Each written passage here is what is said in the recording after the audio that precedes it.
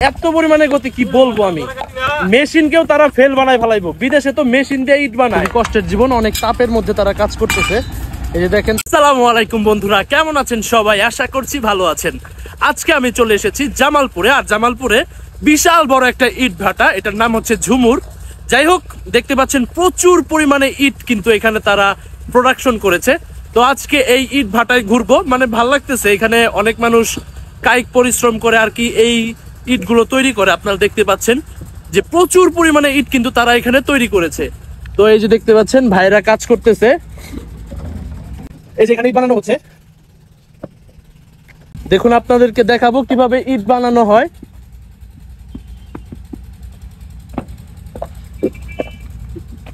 কত সুন্দর করে ভাইরা ইট বানাইতেছে। ভাইরা ভালো আছেন? যাক, আলহামদুলিল্লাহ। আপনারা এত দ্রুত কিভাবে কাজ করেন ভাই? অভ্যাস হয়ে গেছে? যাক, আলহামদুলিল্লাহ। দেখতে পাচ্ছেন ভাইরা কত সুন্দর করে ইট বানাইতেছে, কত দ্রুত,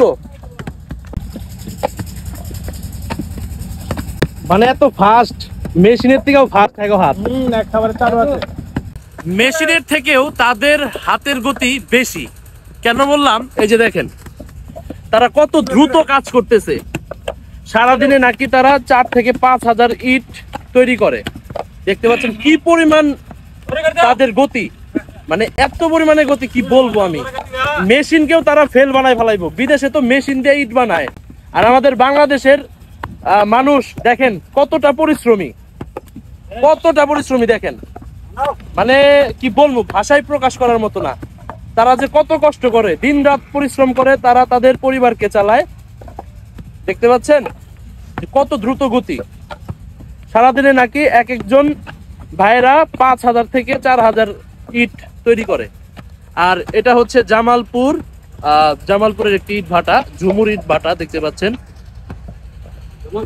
ঝুমুর ভাটা, দেখতে পাচ্ছেন কত দ্রুত। ভাইজান এগুলা কিসের মাটি, মানে মাটির নাম কি? বালু মাটি, বাইলা মাটি।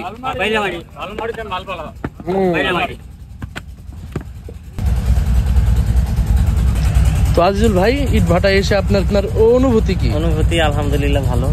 দেখলাম আসলে এটা খুবই কষ্টের কাজ। মূলত এখানটায় হচ্ছে ইট পোড়ানো হয়। আপনারা দেখতে পাচ্ছেন এখানে ভাইজানেরা ইট পোড়াচ্ছে আর কি, যে কয়লা দিচ্ছে দেখতে পাচ্ছেন। এই যেটার মধ্যে কিন্তু আগুন জ্বলছে আর ওনারা কয়লা ফালাইতেছে। তো এটাই হচ্ছে তাদের জীবন, খুবই কষ্টের জীবন, অনেক তাপের মধ্যে তারা কাজ করতেছে। এই যে দেখেন তারা কিন্তু কাঠের জুতা পরে আছে। একটু পর পর কয়লা দিতে হয়, কয়লার যে ফাঁকি সেটা দিতে হয়, তাহলে আগুনটা স্থায়ী থাকে। এই হচ্ছে ইট ভাটা। আর ওই যে ওই পাশে দেখতে পাচ্ছেন ইট সাজিয়ে রাখা হচ্ছে। এখানে কিন্তু কোটি কোটি টাকার বিজনেস, এখানে কোটি টাকার বিজনেস।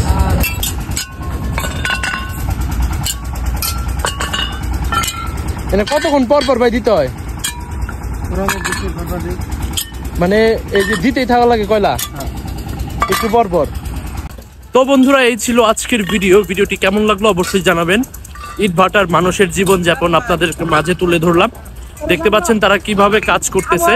তো যাই হোক, ভালো থাকবেন সবাই। ভিডিওটি ভালো লাগলে লাইক, কমেন্ট এবং শেয়ার করবেন।